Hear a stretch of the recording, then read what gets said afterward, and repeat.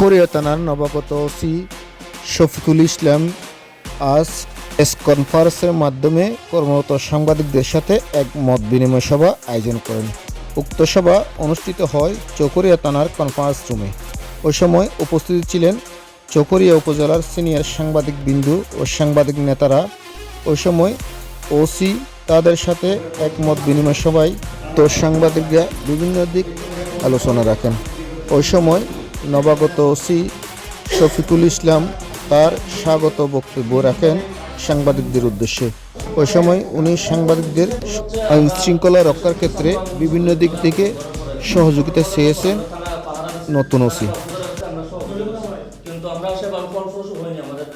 আমরা যে সহযোগিতা করছি কিন্তু আমরা সেভাবে সহযোগিতা পেয়েছি বলে আমার মনে হয় না। কারণ আমাদের দেশে যারা হামলা করছিল এই ডেভিলগুলো এখনো গ্রেপ্তার হয়নি। বড় বড় ডেভিল যারা আছে আমাদের লাঠি নিয়ে হামলা করছিল এই ডেভিলগুলো আমরা তথ্য দেওয়ার পর তাদের গ্রেপ্তার করতে পারি। যার কাছে একটা রিকোয়েস্ট করতে গেলে তারা অনেক সময় আমরা মানে এক ধরনের আমেজের মতো হয়ে যায়। কেন ওটার মধ্যে তালা বসে থাকে। আপনি সবাই বলে দেবেন যে এখানে যার প্রয়োজন সে আছে তার মধ্যে, যার প্রয়োজনে তারা থাকতো এখানে তার মধ্যে দরকার নেই। তারা বসায় পাড়ায় বাজার বিক্রি হয় এবং আমি মনে করি সাংবাদিকরা হচ্ছে আমাদের চোখে তুলে দেওয়ার মতো সব পুরো বাংলাদেশের পুরো বিশ্বের লোকজন যে কোনো একটা ঘটনা। আরো একটা পরিচয় আছে, আমি হচ্ছি মাদক ধূমপান বিরোধী ঐক্য পরিষদ, যেটা মাধবী নামে পরিচিত। আমি কুমিল্লায় চালু করেছিলাম এটার প্রতিষ্ঠাতা। এখানে যারা স্কুলগামী কলেজগামী যে স্টুডেন্টরা আছে এদেরকে ভালো উপদেশ দেওয়ার জন্য আমি স্কুল কলেজে ফেরি করে বেড়াতাম। এটা আমার হচ্ছে প্রফেশনাল বাহিনী। তো আপনাদের মধ্যে আমি আসলে একটা কষ্ট নিয়ে কথাগুলো বলছি, অনেক কথাই থাকে। তো গতকাল যাই দিনে একটা খবর ছাপিয়েছেন। তো আমার প্রতি যিনি ছাপিয়েছেন উনি এমন একটা বক্তব্য দিয়েছেন, আসলে আমি সেই বক্তব্য বলার দূরের কথা, একজন মাদক ও ধূমপান বিরোধী ঐক্য পরিষদের প্রতিষ্ঠাতা সভাপতি হিসেবে মানে আমার বিরুদ্ধে এই কথাগুলো বলা আমি খুবই আসলে লজ্জার মধ্যে পড়েছি। আমি নিজে খুব কষ্ট পাচ্ছি। আর ব্যক্তিগতভাবে আপনারা জানেন আমি কোনো কথা বলেছি, আপনাদের যদি কোনো কষ্ট দিয়ে থাকি আপনারা বলবেন। আমার জানা মতে আমি এমন কাউকে খুঁজে পাবো না যারা কষ্ট দিয়েছে। আর যদি মনে কষ্ট দিয়ে থাকি কষ্ট করে আমাকে বলবেন যে আমার স্যার আছে, সিনিয়র স্যার আছে, আমার দুর্বলতাগুলো আমার সিনিয়র স্যার আছে বা আমার তারও উদ্যত কর্তৃপক্ষ আছে, বলবেন। আমি যদি অপরাধ করে থাকি বা আমি যদি বিপদে থাকি তাহলে আমার সিনিয়ররা আমাকে সেটা দেখবেন। সকল স্তরে সকলের প্রতি আমার সালাম জবাবদার। সেই মোতাবেক নমস্কার।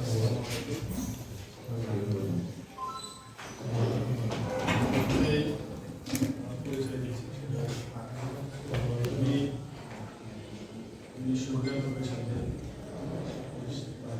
করেছি।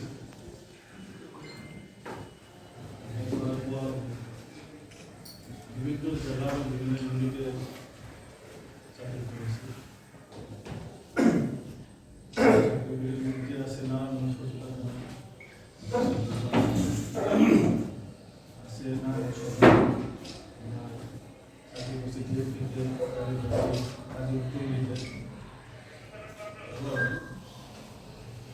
পুলিশ পরিদর্শক পদে পদোন্নতি হয়ে ব্রাহ্মণবাড়ি জেলায় আমি 2019 সালে আসি। সেখানে আমি সরার ব্যবস্থা নিয়েছিলাম, থানা করেছিলাম, আখাউড়া থানা করেছিলাম। উনি 5 আগস্টে আখাউড়া থানায় হিসাবে 5 আগস্টের পরে সেই হিসাবে জেলা নাসিরনগর থানা, সেখান থেকে চাকরি করার পর আখাউড়া ইমিগ্রেশনে ওই থানারই যেখানে ছিলাম থানায়, ওই থানারই ইমিগ্রেশনে আমি অফিসার হিসেবে সেখান থেকে করেছি।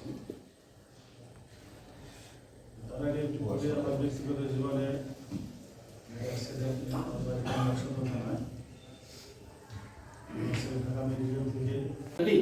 ফোনটা রিসিভ না করে ওই সাংবাদিক ওনার বক্তব্য দেওয়াটা কঠিন হয়ে পড়ে। আমার প্রথম অনুরোধ থাকবে শুধু সাংবাদিকের ফোনটাই আপনাদের প্রশাসন থেকে রিসিভ করা।